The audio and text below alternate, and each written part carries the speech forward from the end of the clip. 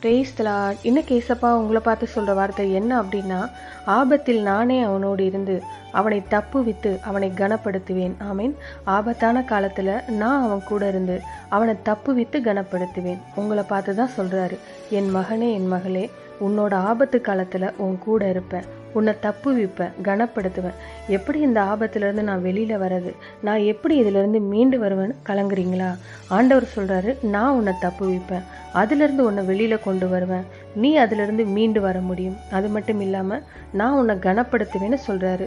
உன்னை அற்பமாக எண்ணக்கூடிய மக்கள் மத்தியில் தேவன் உன்னை கனப்படுத்துவேன். சரி, யாருக்கு இந்த வாக்கு கொடுக்குறார் அப்படின்னா, இந்த வசனத்தின் முன்பகுதியை பார்த்தீங்கன்னா தெரியும்.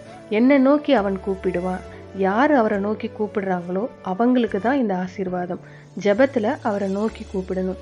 ஏசப்பா, எனக்கு உதவி செய்யுங்க, இந்த ஆபத்தான சூழ்நிலையிலிருந்து எனக்கு விடுதலை தாங்க, நீங்கள் வாக்கு கொடுத்துருக்கீங்கப்பா, என்னை கனப்படுத்துவேன்னு சொல்லியிருக்கீங்கப்பா, அதை செய்யுங்கப்பான்னு சொல்லி நீங்கள் கூப்பிட்டீங்கன்னா உங்கள் ஆசீர்வாதங்களை நீங்கள் பெற்றுக்கொள்ள முடியும். இப்போ கூப்பிடுறீங்களா?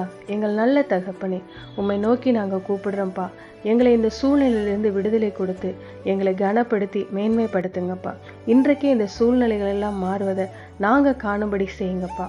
இயேசுவின் நாமத்தில் ஜெபிக்கிறோம் பிதாவே. ஆமென். God bless you.